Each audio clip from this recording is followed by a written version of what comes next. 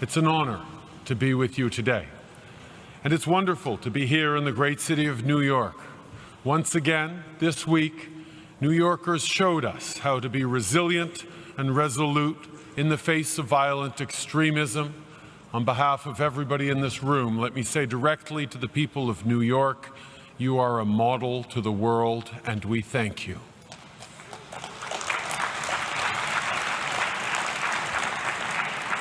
Exactly 1 year ago, Canada was in the middle of a long and closely fought election campaign.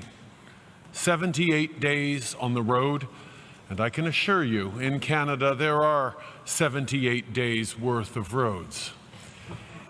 It is the responsibility of a leader to spend time with the people they were elected to serve. If you want the real stories, you have to go where people live. Coffee shops and church basements, mosques and synagogues, farmers markets, public parks. It was in places like that that I got the best sense of what Canadians were thinking and how they were doing.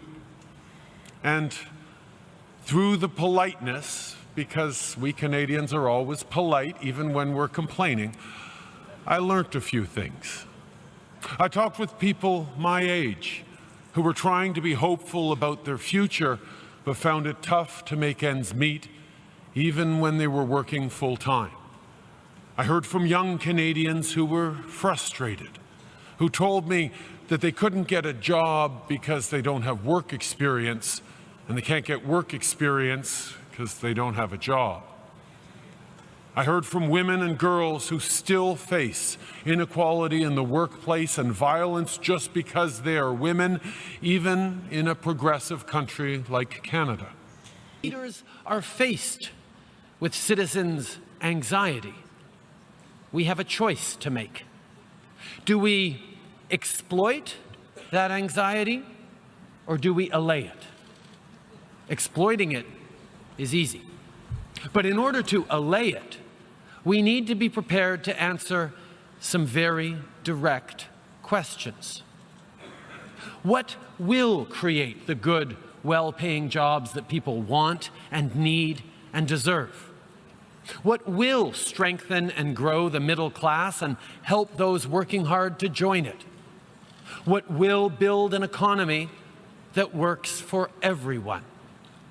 What will help to make the world a safer, more peaceful place? To allay people's anxiety, we need to create economic growth that is broadly shared, because a fair and successful world is a peaceful one. We need to focus on what brings us together, not on what divides us. For Canada, that means re-engaging in global affairs through institutions like the United Nations. It doesn't serve our interests or the world's to pretend we're not deeply affected by what happens beyond our borders. We've done all this and will do much more because we believe we should confront anxiety with a clear plan to deal with its root causes. And we believe we should bring people together around shared purposes like the UN Sustainable Development Goals. Because what is the alternative? To exploit anxiety? To turn it into fear and blame? To reject others because they look or speak or pray differently than we do? You see, in Canada, we got a very important thing right. Not perfect, but right. In Canada, we see diversity as a source of strength, not weakness. Our country is strong not in spite of our differences, but because of them. And make no mistake, we've had many failures, from the internment of Ukrainian, Japanese, and Italian Canadians during the World Wars, to our turning away of boats of Jewish and Punjabi refugees, to the shamefully continuing marginalization of Indigenous peoples. What matters is that we learn from our mistakes and recommit ourselves to doing better. To that end, in recent months, Canadians have opened their hearts and their arms to families fleeing the ongoing conflict in Syria. And from the moment they arrived, those 31,000 refugees were welcomed not as burdens, but as neighbors and friends, as new Canadians.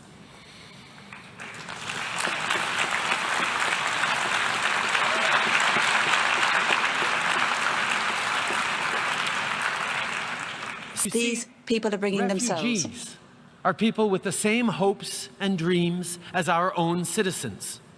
But while our people have felt anxiety, Syrians faced catastrophe. Do you want to know where the Syrian middle class is? Well, they're living in refugee camps in Turkey, Lebanon, and Jordan. They're moving across Europe looking for a place to set down roots, to get their kids back into school, to find steady work, and to become productive citizens. Refugee camps are teeming with Syria's middle class. Doctors and lawyers, teachers and entrepreneurs. They're well educated, they work hard, they care about their families, they want a better life, a safer and more secure future for their kids, as we all do. So when I say that I hope that Syrian refugees that we welcomed will be soon able to join our middle class, I'm confident that we can make that happen, and we'll do it by offering them the same things we offer to all our citizens: a real and fair chance at success for everyone.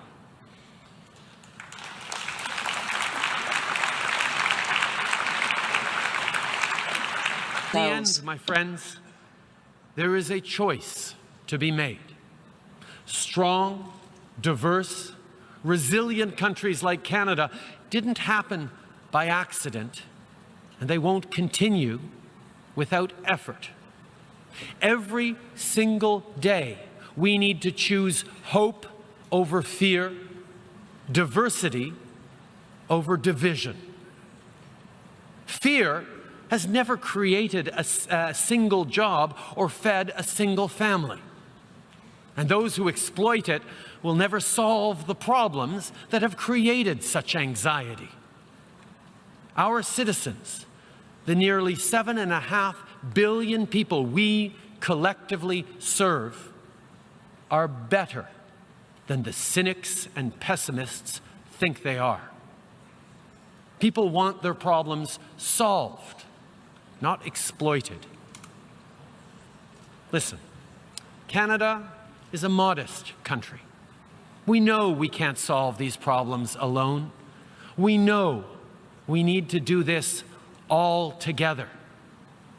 We know it will be hard work.